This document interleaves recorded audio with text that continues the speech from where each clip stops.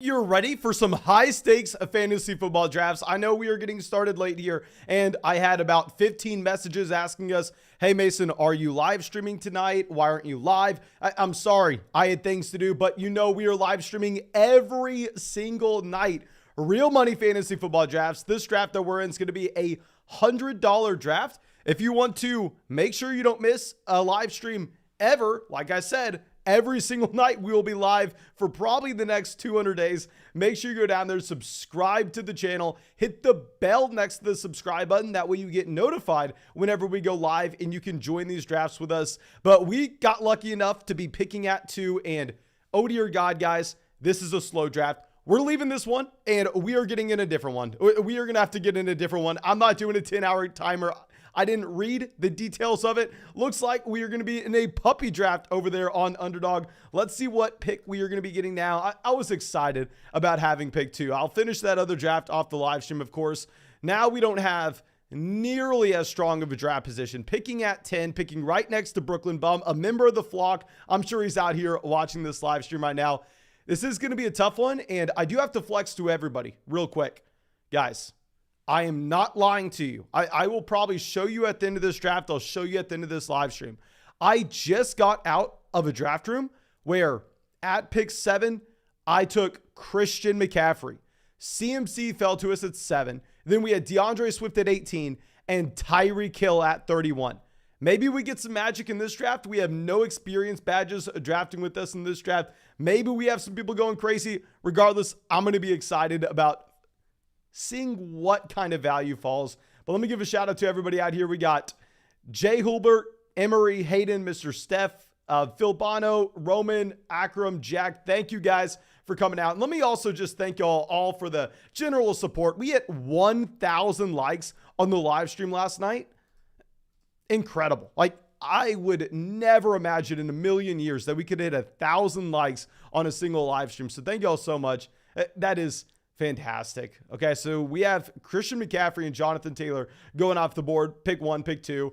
I am personally not taking Christian McCaffrey at 1. I think that if we're looking at the risk-reward ratio, Jonathan Taylor is going to have a better floor and ceiling combination, but it's not worth sitting here and spending 10 minutes talking about CMC versus Jonathan Taylor. Hell, I understand if you want to take Christian McCaffrey, if you want to look at the player with the highest ceiling in fantasy football, you do you. You can go ahead. You can take Christian McCaffrey at 1. I'm personally going to be taking Jonathan Taylor. Okay, so now we have Jamar Chase falling to 6. Very rarely on Underdog are you going to get Austin Eckler at 5 because you have to start 3 wide receivers. Also, with it being best ball, it is going to incentivize you to go to a little bit more of a wide receiver heavy build overall. So, I mean, if I'm ever getting a draft started off with Jamar Chase at pick 6, I'll be very excited. Usually I hate pick 6. I hate pick 7. I hate pick 8 because you find yourself in no man's land where you're like, okay, all these running backs are about the same. What are we really doing here? But if you're getting the dreadful pick 6 and having Jamar Chase fall, you have to be so excited. Now, I don't love pick 10, but I'm going to be jumping up and down if we get Stefon Diggs. We are 1 pick away from Stefon Diggs. Okay, it doesn't happen. We will go ahead. We will take Dalvin Cook. And what's so funny is we had people out in the live stream last night going, oh, Mason, I watched a doctor tell me that Dalvin Cook can miss anywhere from 1 day to 6 months. Should I be concerned? Like, what the hell are you talking about? Let's not, I don't even want to go down that road. Dalvin Cook at 10. He's fine, ladies and gentlemen. Just because you watch a video with someone with some scrubs on telling you that Dalvin Cook may miss 6 months because of a finger, it doesn't mean that's actually going to happen. Let's go ahead. Let's take Dalvin Cook at pick 10. Now, Devontae Adams goes at 11. And after this, there's a teardrop off after Mixon. I'm really hoping that someone sneaks in DeAndre Swift. Someone sneaks into Aaron Jones. Someone sneaks into Saquon Barkley with these 3 picks here so we can get one of those guys that we actually want making it back to us. And I did not expect that at all. Someone snuck in Mark Andrews here at 12. So we are going to get one of Najee Harris or Joe Mixon here. So perfect for us. I'm going to take Najee if he falls. I think not too many teams will have the combination of Dalvin Cook and Najee Harris to start their drafts. but maybe we get Mixon. Y'all know I love me some Joe Mixon. We get Najee Harris. So yeah, starting this draft off with Dalvin Cook and Najee Harris in the 1-2 turn. I wasn't excited about getting pick 10, but hell, looking at this start, couldn't ask for a better one. And if you were wondering how you get into fantasy football drafts with us on the live stream in a public lobby where you can get Christian McCaffrey at pick 7, or on a live stream with us where you can get Dalvin Cook at 10 and Najee Harris at 15, make sure you go to the link in the description of the video, the link in the live chat, the link in the comment section, and you sign up for Underdog Fantasy. A, so you can have some fun in some real money fantasy football drafts. B, because when you sign up for Underdog Fantasy and make a $10 deposit, they will match your first deposit dollar for dollar up to $100. And you're going to get our 2022 rankings and our 2022 fantasy football draft guide. With just a $10 deposit, you are getting almost 300 pages of super high quality information with our fantasy football draft guide. So please make sure you take advantage of that. You can find the link in the description of the video, find it in the live chat. Just make sure you use promo code FLOCK. And here we have another surprise. You have T. Higgins sneaking his way up to 19. I don't love sneaking T. Higgins up there to 19, even though you have Jamar Chase. I understand the thought process. You want to go ahead. You want to do everything in your power to try to make that one concentrated bet on the Cincinnati Bengals offense. But at the same time, the amount of upside that you're passing up on with a Saquon Barkley, with a Tyreek Hill, even with Mike Evans falling down to 23. I actually did have a draft this morning from the 101 where we started off Jonathan Taylor and Mike Evans. Mike Evans has been falling a ton since the Julio Jones signing. Like, I don't get that. I mean, I was able to stack Jamar Chase and T. Higgins on the same roster about 2 days ago. Whenever I started Jamar Chase in the first, we had Joe Mixon falling to us in the second, T. Higgins falling to us in the third. If you're going to get that kind of value on the Cincinnati Bengals stack, yes, I'm all for it. But to take T. Higgins over Saquon Barkley, I think you're getting too cute here.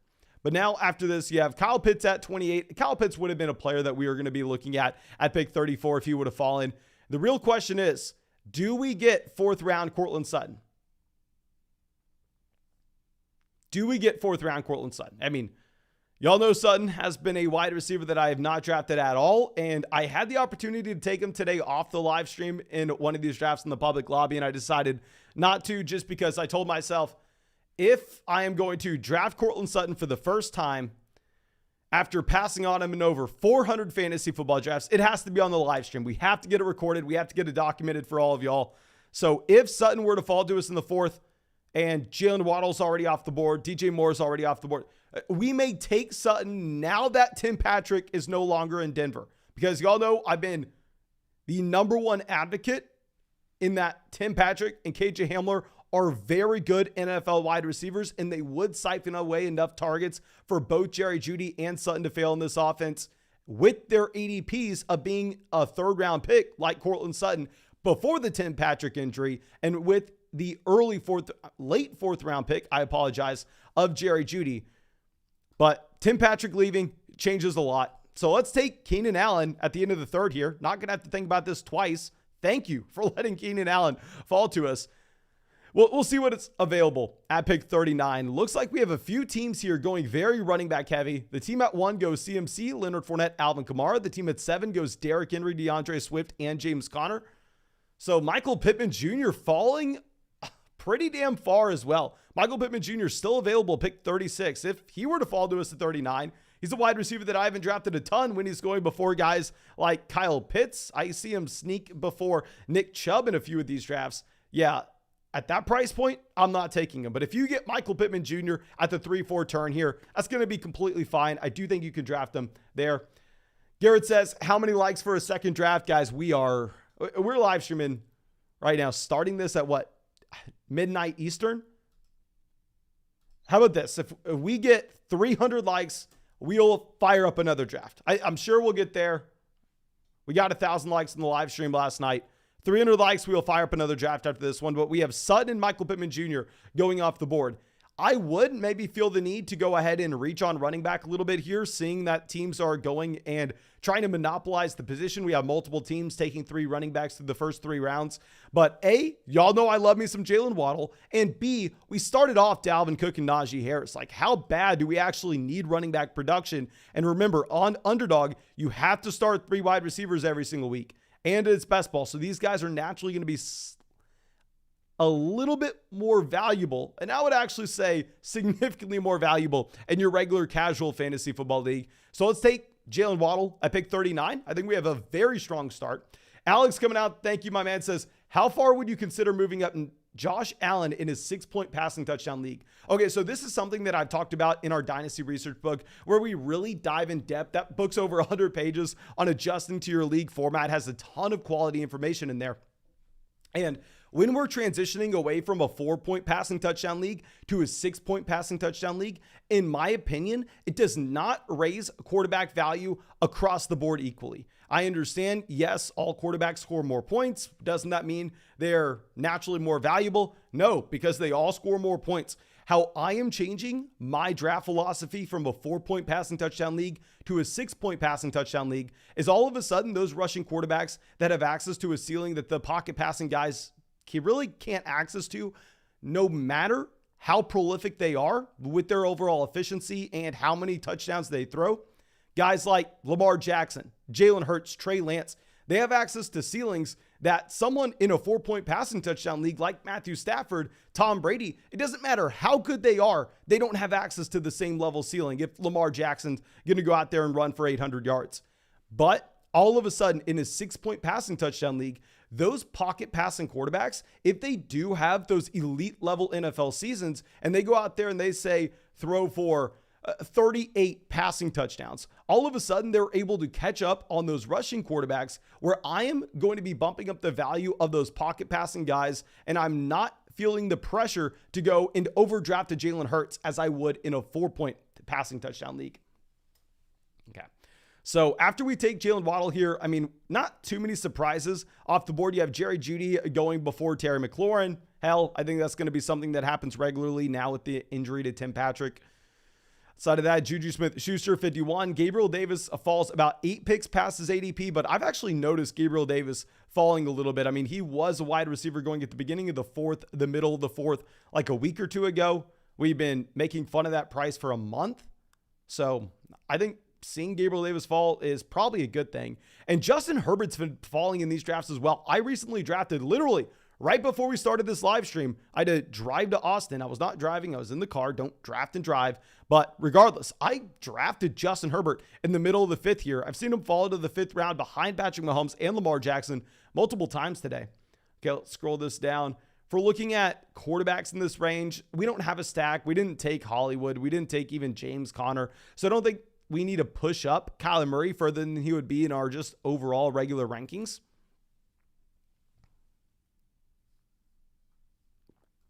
Okay, Jay Edge decides to go Allen Lazard. Oh my gosh. Allen Lazard in the 5th round. What are we talking about?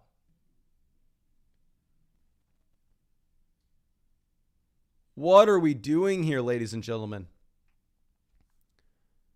5th round, Allen Lazard. Thank you, I guess. Thank you. Yeah, I'll take Brandin Cooks here, pick 58.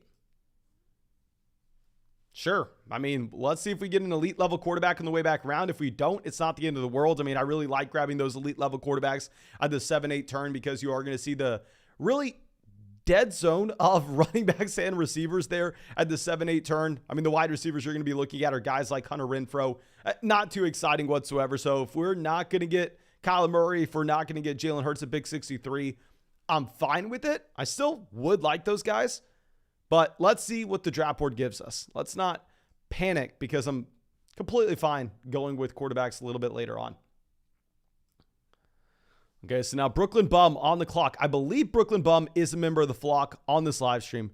They have Joe Mixon, Breece Hall, Devontae Adams, DJ Moore, and Rashad Bateman. So a very balanced team so far. I don't know exactly what to expect from them. They go Michael Thomas. So if we look ahead and we look at some of these wide receivers like Michael Thomas, like Allen Lazard, being taken that would go in round 7, this could cause a cascading effect of round 7 players like Hunter Renfrow, Brandin Ayuk, Treylon Burks. All of a sudden, even those wide receivers just inherently get pushed up draft boards, because if we're in the next round, you can't look at Allen Lazard. You can't look at Michael Thomas. So let's take Amon-Ra St. Brown. Falls a couple picks past his ADP here. I'm not in love with the Amon-Ra St. Brown value. In the majority of these drafts, I'm actually going running back in this range. Instead, I'm going to be taking Josh Jacobs. I'm going to be taking Elijah Mitchell. But I just have a feeling, it's almost as if I've done over 400 of these drafts this offseason, that based on how this draft room has gone, the texture of the board may lead us to finding better running back values at pick 82 and 87 compared to what we will have at wide receiver there. So I do prefer both Elijah Mitchell and Josh Jacobs over Amon-Ra St. Brown in a vacuum. And we can say the same thing. I prefer Jalen Hurts over Amon-Ra St. Brown in a vacuum. However, based on this draft board in particular, I'm very worried about the wide receivers that would be sitting there at pick 82 or 87 for us if we were to decide to pass on a wide receiver here. So let's take it. Remember, you have to start 3 wide receivers in this format, and you have to start a flex at the same time. We'll figure it out a little bit later on. Okay. Now, everybody asking, what's the deal with the Alvin Kamara news? What's the deal with the Alvin Kamara news? Guys, I think it's a non-story. I mean, here, if you're looking at Alvin Kamara, yeah, they pushed the court case date back. This is what everybody who's had a pulse has been talking about happening for, months now, like 2 months now, that Alvin Kamara's team of lawyers was just going to continue to try to get that pushback further and further and further so we could eventually just play this season. Like, that was the expectation. It happened. Trust me. Y'all remember when Alvin Kamara was going at the 3-4 turn, I was taking it Alvin Kamara in every single draft we entered. Now Alvin Kamara is going at the 2-3 turn. I think that probably this is where he should be going with the appropriate amount of risk baked in. Maybe you can make the argument that he should slide instead to the end of the second round, the middle of the second round, instead of going here at pick 25, right in line with Javonte Williams, Leonard Fournette, Nick Chubb. Maybe he should be at the top of that tier, but I think that's about where he should be. So now we have A.J. Dillon, 74. Kadarius Toney, 73. This is what we were talking about. I think like Kadarius Toney, who, if you're looking at it, I believe he has an ADP of 79. A.J. Dillon, ADP of 65. I think you are going to get these wide receivers moved up the draft board. DeAndre Hopkins, Drake London off the board. Let's pull this back down. So wide receivers that would potentially make it back to us would be guys like Christian Kirk and Hunter Renfrow. And I'm not even going to be surprised if both those wide receivers are gone by the time we're back up on the clock. Colin says, what do you think about the NFL appealing to Deshaun Watson's ruling? I am just an idiot with the camera, an idiot with the microphone. I am not a lawyer. I think that this is something that we can never go back in time and go, let's look at this similar case. This is what happened 6 years ago. This is what we should expect to happen now. It's a completely unique situation. I would say if I worked for the NFL, it would be a very bad look if we didn't try to appeal it and try to get it extended. I don't know if they are actually trying to get it pushed back for Deshaun Watson to be suspended the entire year. I don't know if they're trying to make sure that they maximize profits, that they don't get too many people turned away from the game. So they're putting on a show and making it seem like they're doing everything they can. I don't know. Like I said, I'm an idiot with a camera and a microphone. I wish I was a lawyer. I wish I was in the weeds and could tell you exactly what was going to happen with the Deshaun Watson situation. I am personally operating under the assumption that it's going to be a 6-game suspension with a little bit extra added risk on it. But that's my philosophy. That's what I am going to be doing. But at the end of the day, I'm like a monkey in a suit here.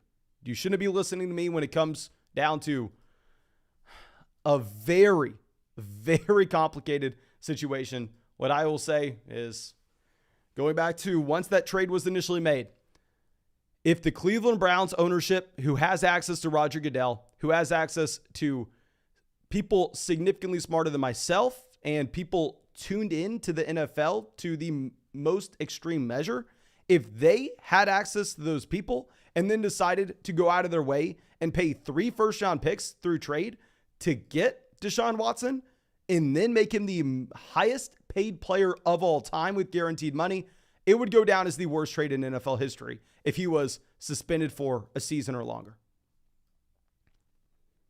Take with that what you will, but that is where I'm going to be at. So do we just go ahead and take Russell Wilson here? Yeah, I know we don't have Trey Lance stack, but Lance could get there based on his rushing upside. We don't have a Russell Wilson stack. We can look at Albert O later on. We can look at KJ Hamler later on. Let's go ahead. Let's take Russell Wilson. This is why we decided to take Amon-Ra St. Brown in the previous round over Jalen Hurts, just because we were looking at the wide receivers that were going to be available to us here in the 7th and 8th round. We're saying, okay, these wide receivers are just going to be horrible. So let's take a bad pick with the Amon-Ra St. Brown so we can avoid having to take a disastrous pick with the Marquez Valdez-Scantling over Russell Wilson. Okay. We have a donation coming out from Mean Bean. Thank you, my man. Have not seen you out in the live chat in quite some time. Says, long time no see. It's that time of year again. P.S. I need a hat. Thank you. And I got breaking news, not just for you, Mean Bean, but we've had a lot of people reaching out to me saying, oh, Mason, are you going to be doing hat giveaways this year? How can I get a hat? We sell them on flockfantasy.com now. If you want a hat and you're willing to pay $29 for it, go to flockfantasy.com, link in the description. We also sell draft guides there, of course. If you don't want to go sign up for Underdog Fantasy to get in a draft with me, to use promo code FLOCK when you go sign up for Underdog Fantasy, you get that draft guide, you get our rankings, you get a 100% deposit match, and you get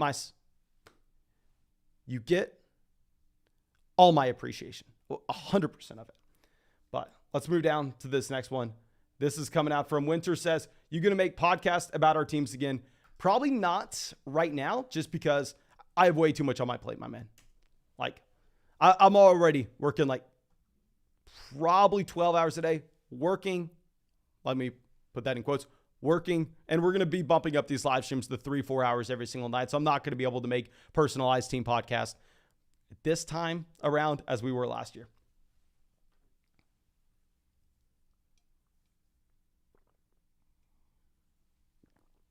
Okay. Cameron says, Mason, explain yourself with your Herbert and Jackson draft today. Okay, we were in a puppy 3 draft today, and I tried to go with a hyper fragile running back build and also take Justin Herbert and Lamar Jackson. This wasn't on the live stream. This was in a public lobby, but we tried to make a bold call and try to create a very unique roster construction with going 3 running backs early. I think we started like Jonathan Taylor, Leonard Fournette, Javonte Williams, and then we ended up taking Justin Herbert and Lamar Jackson at the 4-5 turn, trying to create a team that nobody else was going to have in the puppy 3, trying to create a unique roster with access to some upside, and it didn't turn out well. Sometimes you roll those dice, sometimes you shoot for the stars, and sometimes you fail. It was a $5 buy-in, $200,000 the first. We are going to have some teams that look really bad, and we are going to be willing to sacrifice those teams so we can build some juggernauts in other drafts. But at this point, we definitely want to see quarterbacks coming off the board. I mean, we're looking at a quarterback room with Trey Lance and Russell Wilson, and we can safely say we're probably done drafting quarterbacks. Unless we have a crazy quarterback value falling to us. Now, I understand we're going to have a lot of people down there going, Mason, don't you know? Have you not checked? Trey Lance is a bye week of 9. Russell Wilson has a bye week of 9. You need to fix that, guys. No. I mean, here with this puppy draft, so much of your expected values weeks 15, 16, and 17. I am willing to sacrifice the 25 points in week 9 so I can possibly have a unique roster that has access to an elite level ceiling and is optimized for that playoff stretch in weeks 15, 16, and 17. But Dawson Knox goes off the board, and we are going to go ahead. We are going to take James Cook. I think if we're looking at who has a higher median projection and who is more likely to lead this Buffalo backfield in overall touches this upcoming season, it is more likely to be Devin Singletary. I'll give you that. If we're looking at the floor for these running backs, Devin Singletary is going to have a higher floor based off what we have seen over the past 3 years, specifically his role at the end of last season. However, am I drafting for a player's floor here? In this contest, no, I am never drafting for their floor. I am drafting for their ceiling. And Devin Singletary, according to PFF, was one of the, if not the worst passing down running backs in the entire NFL last year. And if we're looking at James Cook, Hell, James Cook is immediately going to be the passing down running back in Buffalo. We saw the Buffalo Bills go out of their way, try to sign J.D. McKissic this offseason. When that didn't work out, they decided to reach on James Cook in the second round to make sure that they had that passing down guy, as we just talked about. So I'm going to be taking James Cook over Devin Singletary because I think the passing down role in Buffalo on a Josh Allen-led offense has more upside. But when we had Devin Singletary then falling 9 picks past his ADP to us, I'm going to be fine monopolizing every single touch in this Buffalo Bills backfield. And whenever we're monopolizing every single touch here, I think that we could potentially sneak a unique player combination into that final weeks 15, 16, and 17 stretch. Like imagine, say, Devin Singletary goes down in week 2, and then Devin Singletary, say, misses 9 weeks and doesn't come back till week 11. Then all of a sudden, Devin Singletary is not going to be very prevalent in the tournament at the very end of the season. However, if we would have James Cook and he would become that league-winning player during that time period, then we could sneak a Devin Singletary team through. And if Devin Singletary were to come back, and if he were to just say have 6 touchdowns through the course of 3 weeks in that final time period, that's how we have access to a unique combination. That's how we have access to an elite level ceiling and at a completely reasonable price. Okay.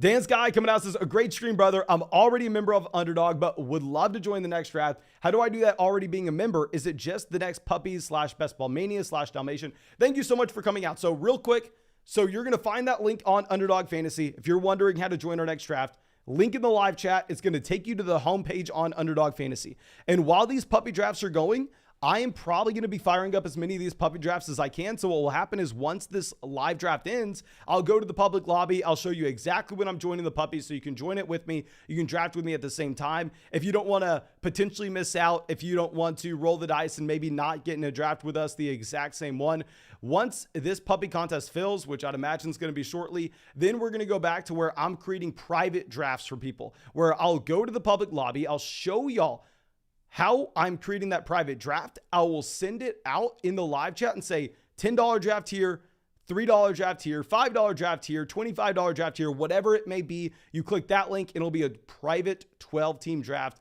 for everybody who wants to get in. Now, I will say we're not going to be doing that tonight because they have those puppy drafts available. They have the Dalmatian drafts available. So I'm going to prioritize those for the time being. So Christian Watson goes 112. Joshua Palmer goes 121. I think we've read this room correctly. So far, I think we have crushed this draft. I mean, we get Dalvin Cook, Najee Harris to the 1-2 turn. So we already have a pretty strong running back core. And then we go through and we get every running back touch out of the Buffalo Bills backfield with James Cook and Devin Singletary as well. We get wide receivers with Keenan Allen, Jaylen Waddle, Brandin Cooks, Amon-Ra, St. Brown. We have 2 elite level quarterbacks in Trey Lance and Russell Wilson. So with Trey Lance, I don't care at all about not getting another San Francisco 49er, not stacking this quarterback, because I think the majority of value that you're going to get is going to come from the rushing part of his game. So Trey Lance can get there even if the passing volume is subpar in San Francisco. Lance can get there with 60 rushing yards and 2 rushing touchdowns. So I'm not worried about that, but we definitely need to be on the lookout for both Albert O and KJ Hamler later on. Let's make sure we actually just go and queue up those players right now. So I'm not going to forget, because I will have the tendency to forget. I'll be the first person to admit that. Okay, nope, cannot do that. Albert O and KJ Hamler. We're not going to take these guys here, but I just have to make sure we queue them up so I don't forget. Now, I'm probably going to go ahead and I don't want to say anything with certainty. Let's wait. Let's wait till we're on the clock.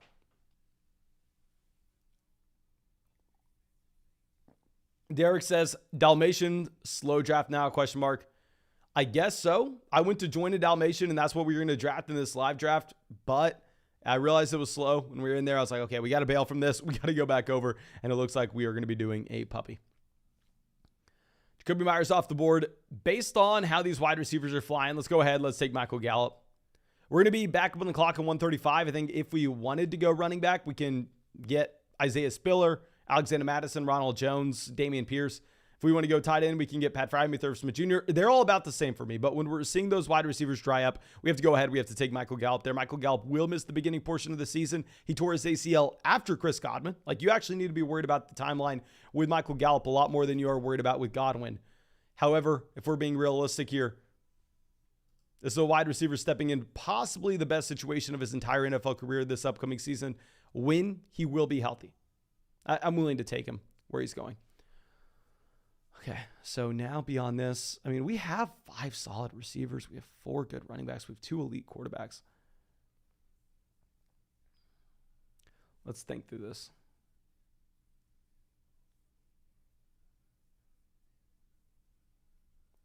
I would take Alexander Mattison on this build if we did not already spend 2 roster spots on 1 Buffalo backfield position.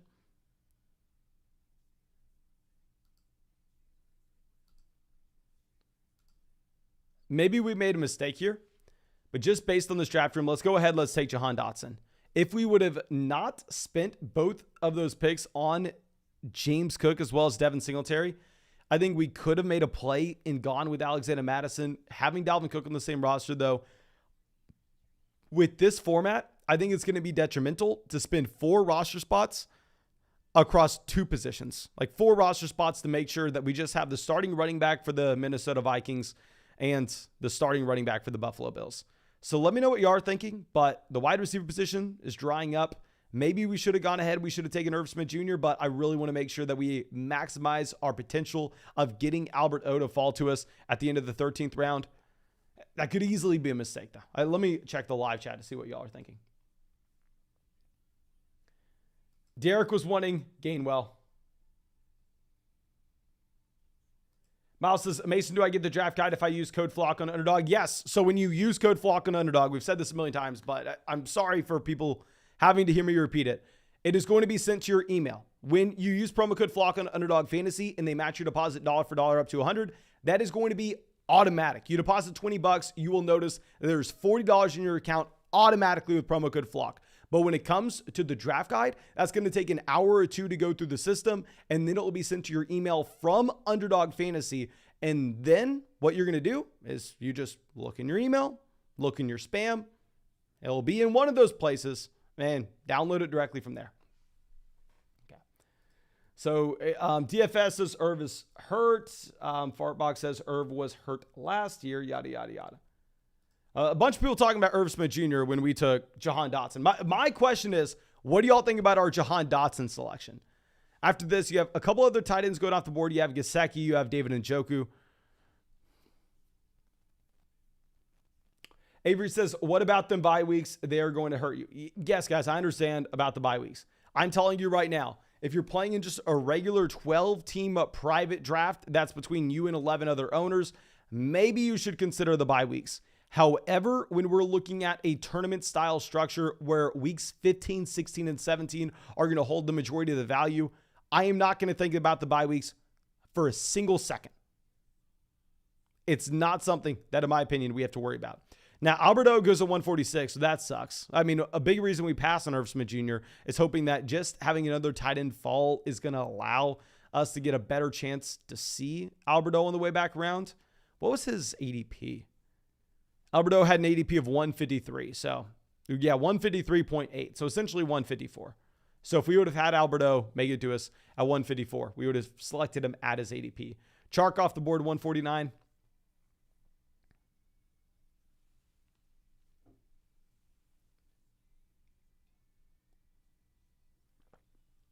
Adam says, who do you think has the best draft so far? KJ Hamler off the board. Crap. I was going to say us until KJ Hamler and Albert O both went significantly before ADP. Now, of course, I can't say that with KJ Hamler's ADP is complete trash. That will take a little bit of time to update. But, oh, God. I think we have a very good team. We have Lance, Russ at quarterback. Running back, Dalvin, Najee, James Cook, Devin Singletary. Wide receiver, we have Keenan, Jaylen Waddle, Brandin Cooks, Amon-Ra, St. Brown, Michael Gallup, Jahan Dotson. I still think we have a very strong team. George Pickens off the board. We'll go ahead. We'll take Hunter Henry. We'll get our first tight end. I mean, the team right behind us doesn't have a single tight end, so I would be very worried about them taking Hunter Henry. From here, I think we probably can go either way in terms of running back or receiver. We're going to definitely have to draft 3 tight ends on this build almost regardless. Michael Carter Jr. returns to practice. I've noticed Michael Carter Jr. has been falling so far down draft boards. Like over the past week, Michael Carter Jr. has been plummeting in ADP. So Robbie Anderson off the board, 155.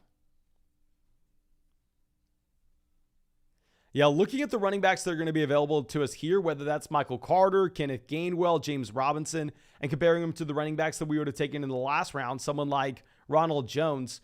Honestly, the fall off at running back isn't as large as the fall off at wide receiver, in my opinion.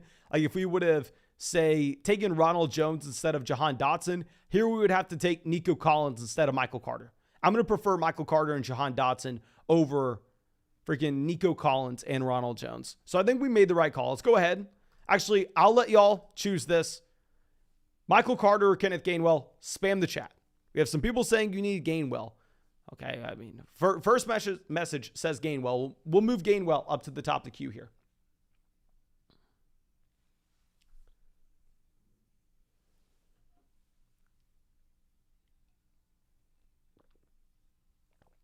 Okay.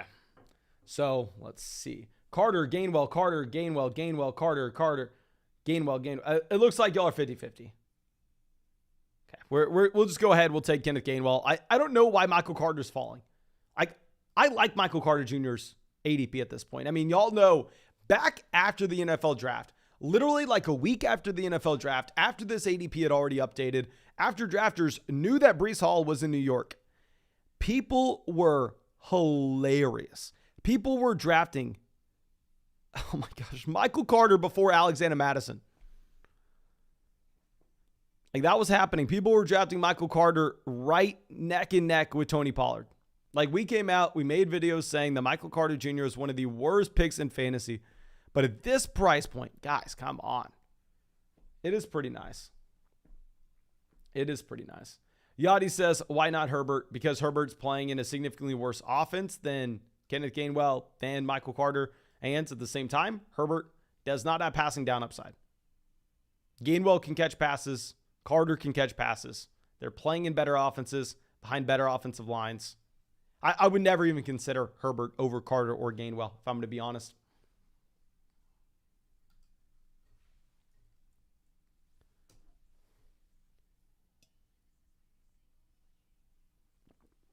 Okay. So Noah Fant goes 167, Tyler Higbee 164. It does hurt seeing those tight ends off the board. I really like this range of tight end in terms of just soaking up value and getting multiple guys to build out the depth on your position. And real quick, we just passed 300 likes on the stream. Thank y'all so much, everybody, for going down there and dropping that like. We will fire up another draft right after this one. Let me make probably 2 more selections here, and then we can queue up our last 2 rounds, especially now that Evan Ingram's off the board. Is that team with 3 or 4 tight ends? Albert O, Noah Fant, Evan Ingram. Okay, that was their 3rd tight end. I don't think any team here is taking 4. That would have been very bad if a team starts taking 4 on us. Let's move this down. And I will be taking this by the dip opportunity with Van Jefferson. I understand, yes, he had knee surgery, but based on what I'm reading, sounds like Van Jefferson should be good to go by the beginning of the year. So if you're getting Van Jefferson falling about, 3 rounds in his ADP, going between Donovan Peoples-Jones and Terrace Marshall, I think this is where you buy in to Van Jefferson. Okay, so I probably prefer Wan'Dale here.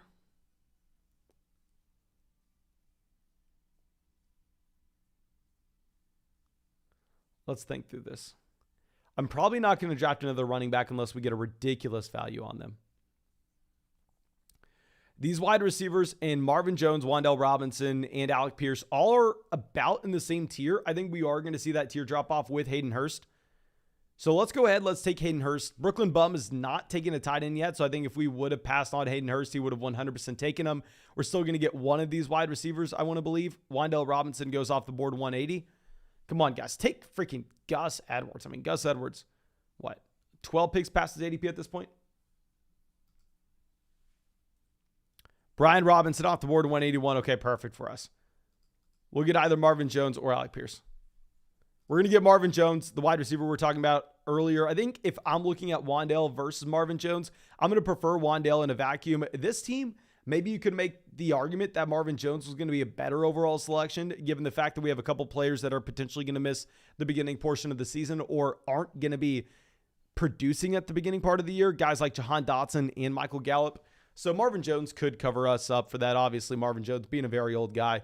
But let's go ahead. Let's just fire up another puppy draft here. If you're wanting to get in this one with us, this should be the puppy 3. Let's go around, enter into this draft. There we go. There are about 6 spots open whenever we join this. Looks like it just filled.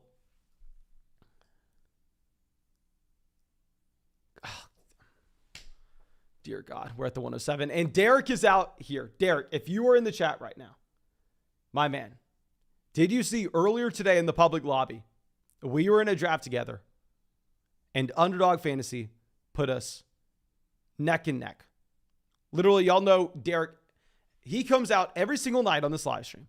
Every single night he drafts with us. And he is never further than 2 picks away. And what's funny is we were just randomly in a draft together earlier today off the live stream. And I believe I was at 3 and he was at 4. Or I was at 4 and he was at 3. Derek says he did. Yeah, I was laughing whenever I saw that. But I hate pick 7, guys. This is going to be a tough draft. This is going to be a tough one. We're probably going to go ahead. We're going to take Stefon Diggs. It is funny to see Stefon Diggs has jumped Derrick Henry in ADP. But this is going to be a tough one.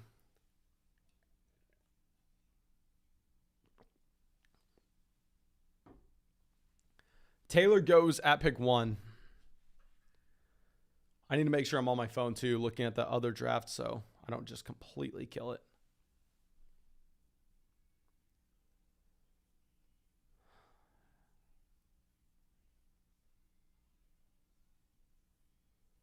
Okay, CMC, Cup, Jefferson. It looks like it's going to be a very bland draft. We are 1 pick away in our $1,000 draft as well. I will give you all a heads up on that. Okay, Jamar Chase off the board at 5, so I guess this is a Stefon Diggs build.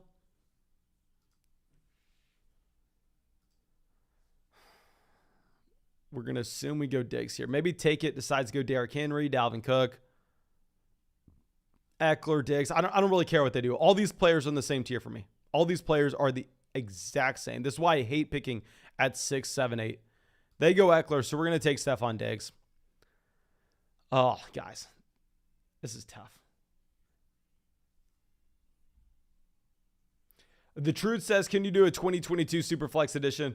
Yeah, we have done some 2022 Superflex drafts on this channel. I mean, if y'all watch our Dynasty channel, in Dynasty Fantasy Football, 365 days a year, I exclusively play Superflex. When it comes to redraft, however, I am going to prefer a 1 quarterback format. So I know it's weird because you would think that, oh, if you would rather have it as a Superflex league in Dynasty, wouldn't you want to have also your redraft leagues be Superflex? I think that in redraft, with trading not being as prevalent as Dynasty, I'm just fine with it being 1 quarterback, and I'm going to do what I enjoy. Okay. That other draft, we just took Brevin Jordan as our 3rd tight end, and we're probably going to go ahead and take Ajer Green as our last wide receiver. Now we have Najee Harris going at 8. That's a little bit of a surprise considering where we took him in our last draft, where we got Najee Harris at pick, 15? Yeah, we had Dalvin Cook and Najee Harris going to us in that last draft, where here instead you have Najee Harris and Dalvin Cook going back to back. I picked 8 and 9. Travis Kelce goes to 12. CeeDee Lamb at 13. And it is official. Deebo Samuel has passed Mike Evans in ADP. I don't get it. I don't see why Mike Evans is falling so much in terms of the Julio Jones impact. I don't really see it affecting, or at least having a large effect on the Mike Evans target share. Like, I wasn't a massive fan of drafting Mike Evans at the very beginning of the 2nd round. But I took him on the same team as Jonathan Taylor earlier today. Like, Mike Evans should not be falling to you on the same team where you have Jonathan Taylor. Now, T-Town is on the clock. I just believe they decided to go Najee Harris at pick 8. Yeah, they went Harris at 8.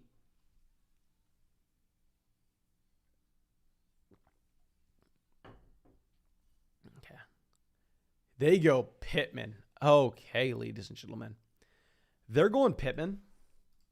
Let's try to go with the wide receiver heavy build. We had someone in the live chat last night ask us what a wide receiver heavy build would look like. Usually I like taking that running back value in the second round to guys like Saquon Barkley. But let's mix it up for y'all. Let's get y'all a new draft here. Let's go Stefon Diggs, Deebo Samuel through the first 2 rounds. I think if we're looking at Michael Pittman Jr. going off the board, we can't take too much away outside of the fact that we're drafting next to a crazy person.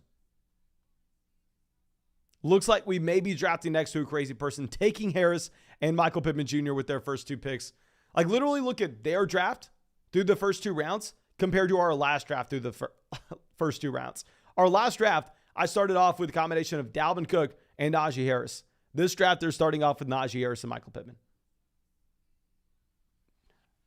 Dear God. Now, Mark Andrews goes 20. Boba the Hut says, a flock, can you do 14-team drafts on Underdog, and do you ever do them? Yes, you can do 14-team drafts on Underdog.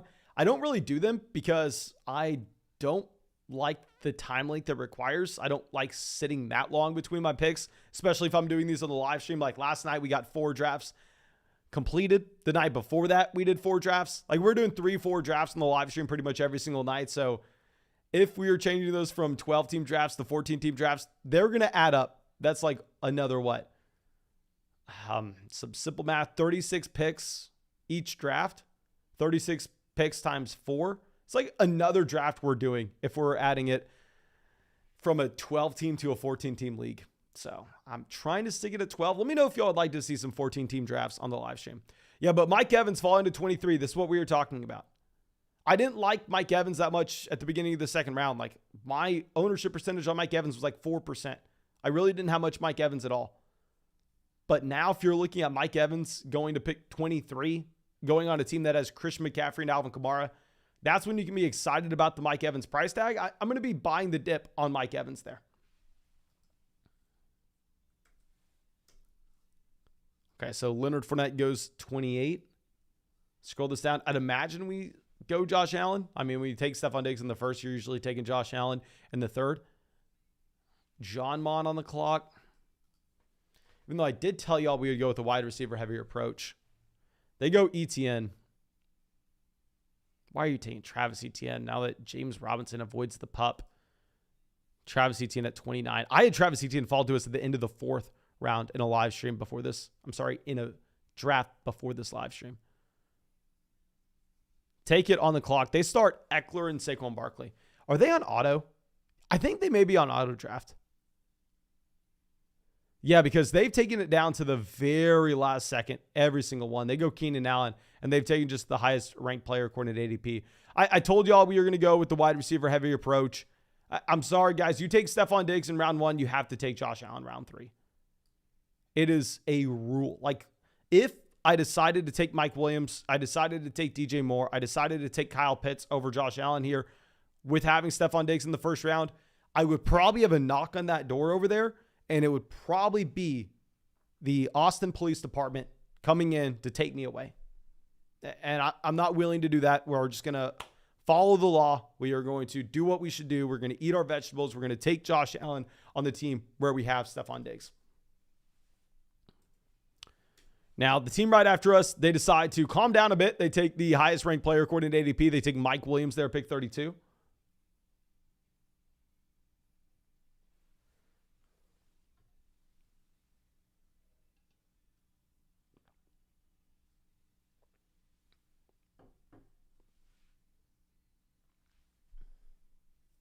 Okay, so James Conner goes 37. Let's move this down. James Conner has been someone I've noticed slipping into the 4th round as of late, and I haven't taken the value on James Conner. Like, let me see how much I've drafted James Conner as of late. I feel like I've drafted a lot more James Conner over the past 2 weeks than I did previously. Exposures.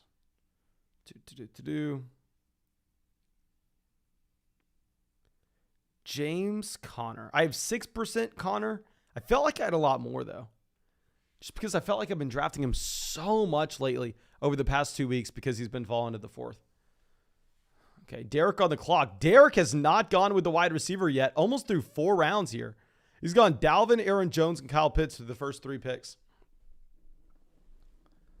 He goes Ezekiel Elliott. Derek passing on wide receivers, going with the hyper-fragile approach with 3 running backs through the first 4 rounds and an elite level tight end. I told y'all we were going to go wide receiver heavy. Let's see if it... I know we said we were going to, but looking at this, God, guys, it may not be the play. It may not be the play.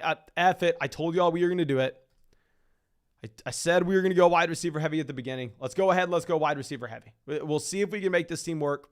Stefon Diggs, Deebo Samuel, Terry McLaurin at the wide receiver position. You have to start 3 wide receivers in this league. And we have the elite level quarterback in Josh Allen. Team with a ton of upside. Definitely. Definitely a team with a ton of upside. Derek says switching it up in this draft. Oh, yeah. Now, Derek also says Hollywood will be fine. Let me know what y'all are thinking with this Hollywood Brown situation, because y'all scared me. I premiered the video earlier today in the live chat. People are going, oh, Hollywood Brown's done. Skyrocket up Rondale Moore. I mean, DeAndre Hopkins, a league winner now. It's like, oh, my God, guys, what did I miss? What did I miss? And I saw Hollywood Brown was speeding. Maybe that's a big deal for a regular civilian, a regular citizen. Probably not a big deal for a player with millions and millions and millions of dollars that is going to do everything he can to get on that football field. I think that Hollywood Brown should be fine. But after we take Terry McLaurin, 42, you have Gabriel Davis, Deontay Johnson going off the board, a wide receiver, Breece Hall, Lamar Jackson, Justin Herbert. So I guess we are not rooting for Patrick Mahomes to make it back to us at pick 55, which is a weird feeling. Like, I'm not as excited about drafting 3rd round Josh Allen anymore as I once was, because we can get Patrick Mahomes in the middle of the 5th. Because we can get Jalen Hurts in the middle of the 6th. So it's an interesting feeling. Just be sitting here and going, I guess we'll take Josh Allen at 31. But it's usually because I love me some Patrick Mahomes value. The Truth coming out says, appreciate your content, Mason. Thanks for your info. No, thank you so much for the support, my man. I appreciate you. I have a ton of fun in these live streams every single night, or I wouldn't do them every single night. Thank you. Okay, so let's move this down. Johnny Talk Sports says, does it cost anything to be a part of these drafts? Yeah, so every single one of these drafts we do is a real money draft. These are not mock drafts. These are real money fantasy football drafts. There's league pot. So if you want to draft, you can. If you don't need to. But if you want to draft, link in the description. Go sign up for Underdog Fantasy. When you sign up for Underdog Fantasy, use promo code FLOCK. When you use promo code FLOCK, they will match your first deposit dollar for dollar up to 100. You'll get our 2022 rankings. You'll get our 2022 fantasy football draft guide. And most importantly, you have a ton of fun in these drafts with us. The majority of these drafts that we do are going to be cheap drafts, like $5 drafts, $3 drafts, $10 drafts. But we will occasionally get some high stakes drafts underway, especially as we get closer to the season. I mean, last night in the live stream, we were firing up a couple $100 drafts. And once we get closer to the year, we'll fire up a couple 250. Okay. So now Darnell Mooney goes 57. Patrick Mahomes, 56. Kyler Murray, 58. Yeah, this is why I'm not a massive fan of taking Allen in the 3rd anymore, because we have to pass on Patrick Mahomes. Have to pass on Patrick Mahomes.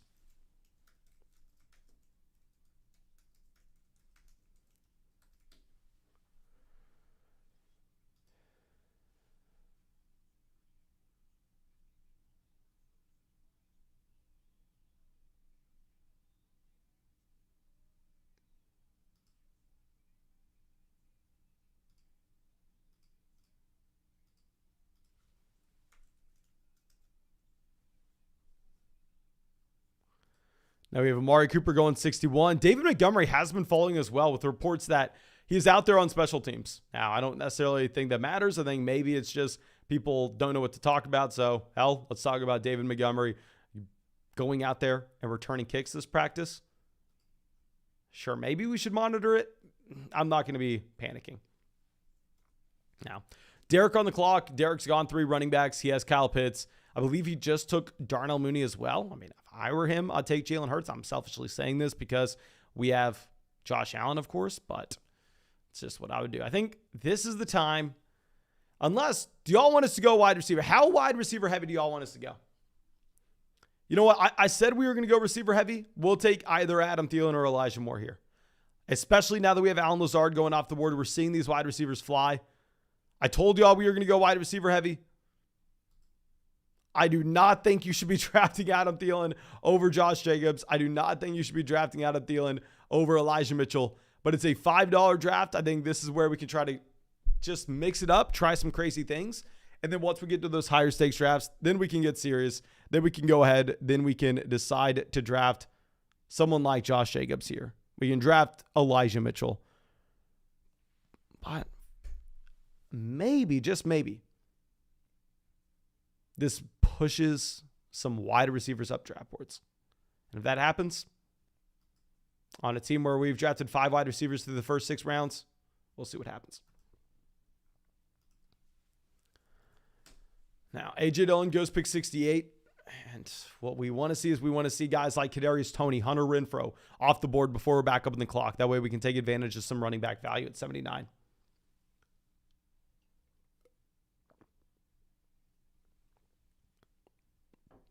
Jacobs goes to 69. You have to be so excited about that Josh Jacobs selection. Josh Jacobs, one of my most drafted running backs this year, because I am usually drafting Josh Jacobs over Adam Thielen. I'm drafting Josh Jacobs over Michael Thomas. I'm drafting Josh Jacobs over DeAndre Hopkins. I'm drafting Josh Jacobs over a lot of these wide receivers that he goes behind in this draft. Like I said, I told people we would go wide receiver heavy here. We were trying something new. So let's see how this draft board falls to us. Kadarius Toney goes 71. That's a good sign for us, getting these wide receivers pushed up. If you're looking at ADP right now, I mean, Elijah Moore and Devonta Smith are definitely at the top of that ADP of guys that are going to be intriguing. But beyond that, not too many names I think you can be that excited about.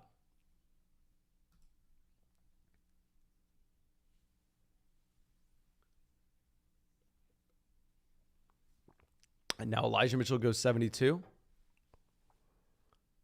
Not good for us. If we would have had Elijah Mitchell fall into us at the 707, I think we could safely say that this plan worked.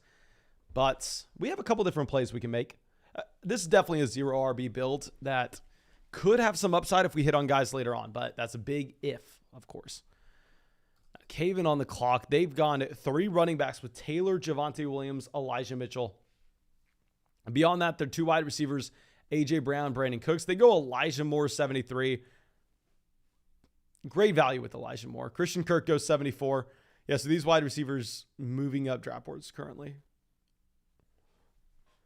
And Joe Burrow, 75. This team take it. I'm convinced they're on auto draft. I'm convinced they're on auto. Yeah, because they auto Jalen Hurts on the team where they had Justin Herbert. Every single player they've taken has been behind ADP. And they've taken it down to the very last second in every single pick.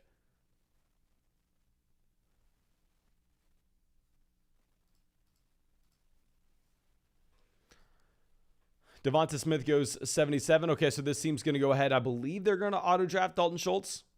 If they don't take Schultz, I will. We're probably going to come away with Antonio Gibson here. Let me know what y'all think of this. Like, if we go back and revisit our Adam Thielen selection, would y'all rather have the combination of Adam Thielen and Antonio Gibson, or Josh Jacobs, who would have been the running back I would have selected at 66, and Hunter Renfrow? Please spam the chat right now. Do you want Hunter Renfrow and Josh Jacobs, or Adam Thielen and Antonio Gibson? Or no, he goes Gibson. F it. Let's take Dalton Schultz.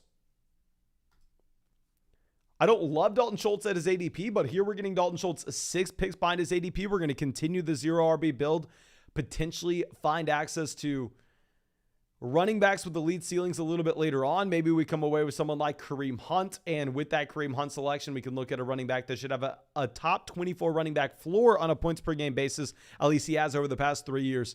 And then obviously upside if Nick Chubb were to go down. Okay, so Renfrow goes 81 to Derek. Derek's gone with a very balanced approach now. He went running back, tight end heavy with Dalvin Cook, Aaron Jones, Ezekiel Elliott. The 3 running backs through the first 4 rounds, Kyle Pitts. But since then, Darnell Mooney, Michael Thomas, and Hunter Renfrow.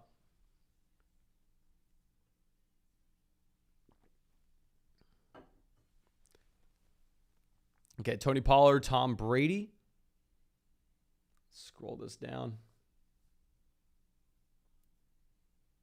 Adam says, or Hunt gets traded, ...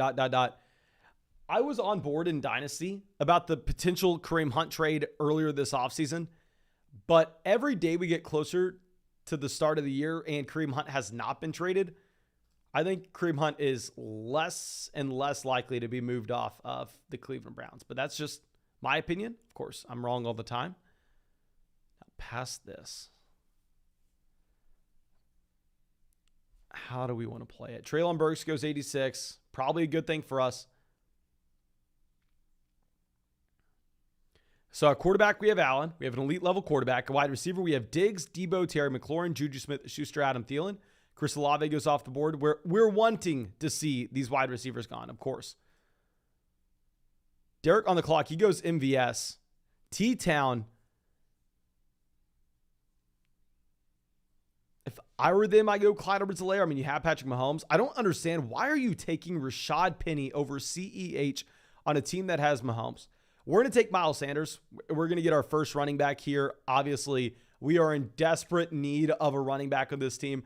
I think if we're looking at it, it's not necessarily a bad start. Like, just close your eyes and imagine, guys. Let me take you back to the end of the 2019 rookie year campaign for Miles Sanders, where at the end of that year, Miles Sanders turned into a low running back one in fantasy, where Miles Sanders ended up coming away with the season with enough hype to be a borderline first and second round selection the following year in 2020 fantasy football drafts.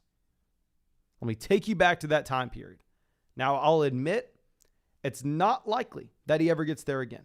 Can I say that Miles Sanders is going to be a running back one this upcoming season? No, I cannot say that. But is it potentially in the range of outcomes for Miles Sanders to get there? Potentially. And we are drafting for an elite level ceiling in this fantasy football tournament. We can still load up with running back here in these rounds. And we're probably going to draft 7 running backs in this team because we're only going to need 2 quarterbacks. And potentially on the tight end that we get, we're possibly only going to need 2 tight ends. Okay, Matthew Stafford to pick 96.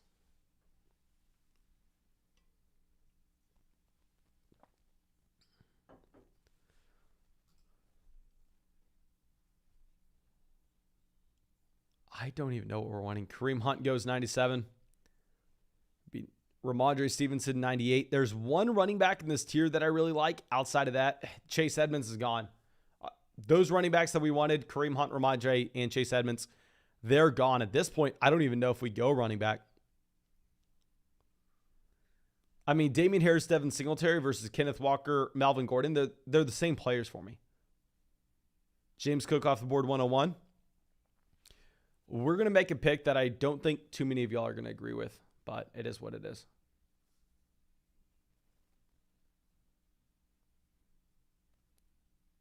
Never mind. We're not doing it. Dallas Goedert's off the board. I don't want to talk about it. I don't want to talk about it. I don't like it. I don't want to talk about it. We're going to make the pick and move on. Okay? Every player we were interested in sniped, and sniped again. I understand maybe a smart person would go ahead. They would take Dawson Knox here. I mean, you have Josh Allen. You could get the double stack with Stefon Diggs and Dawson Knox. My issue is I don't like Dawson Knox. I think if you're looking at Dawson Knox, this is a tight end that if the touchdown rate does come down, I mean, this past season, his role in this offense was not great. He was inefficient. His target share really didn't take a tick up. His air yards per game stayed the exact same mark as it had been the previous 2 seasons. So I don't think that Dawson Knox is really that different of a tight end than where we were last offseason. But having to take him in the 9th round compared to where you're getting him in the 18th last year, I think it's a pretty sharp difference.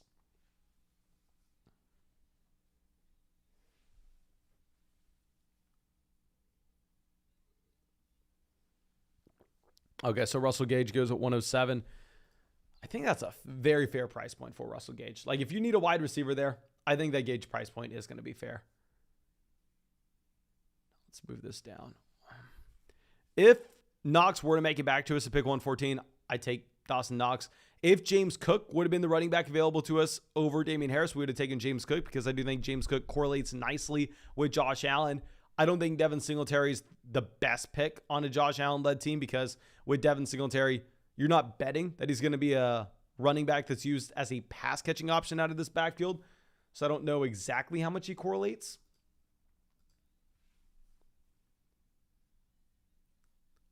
Let's see what this team does here.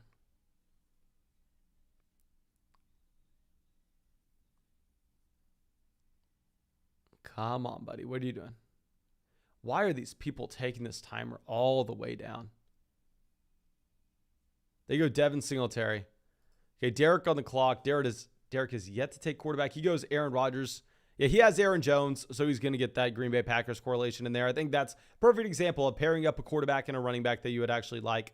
So now we're going to go Dawson Knox. I mean, I don't like Dawson Knox as we just got done talking about, but when we take Dawson Knox here, I think we're done at drafting 2 tight ends.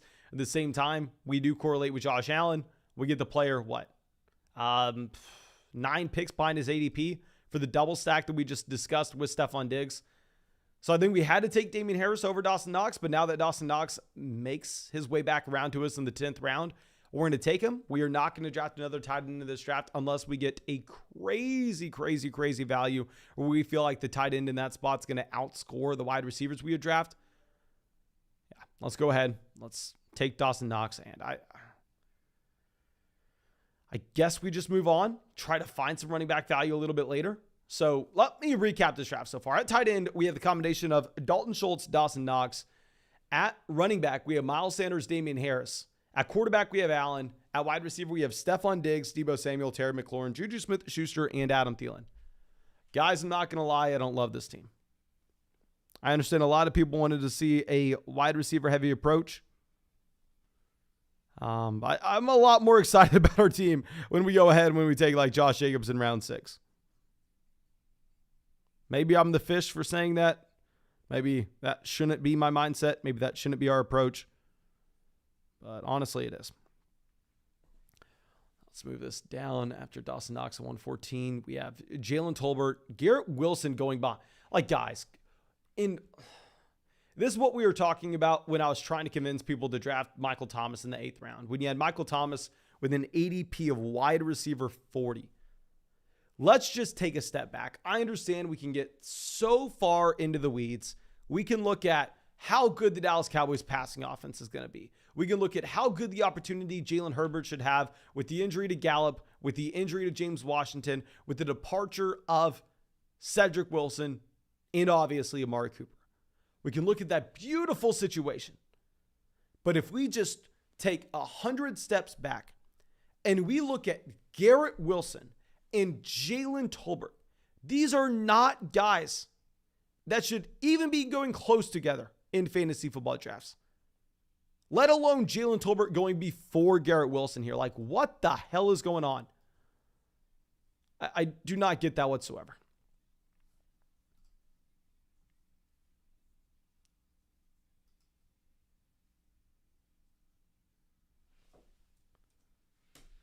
I guess to take it on the clock. Let's see what they do.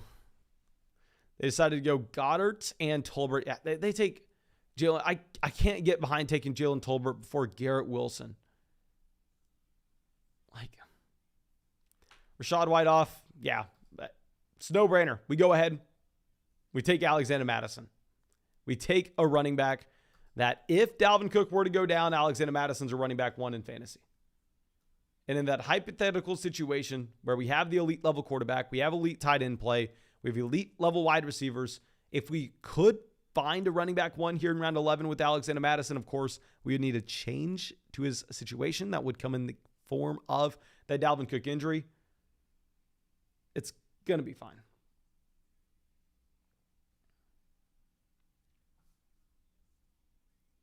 Okay, let's move this down. We have Jarvis Landry going to 129. And guys, I'm sorry, it's past midnight. I told myself, because we're streaming every single night here, that I'm going to have to limit the amount of live streams we do past midnight. Here's what I promise you. I promise you tomorrow night, we are going to get at minimum 3 fantasy football drafts. Okay? minimum 3 fantasy football drafts going tomorrow night. So please make sure you go down there, drop a like on the live stream. I apologize for ending this a little bit early. It's past midnight Central. It's like 1 a.m. Eastern. Subscribe to the channel if you enjoy these live streams. And of course, go sign up for Underdog Fantasy. Go have some fun for yourself in fantasy football drafts this year.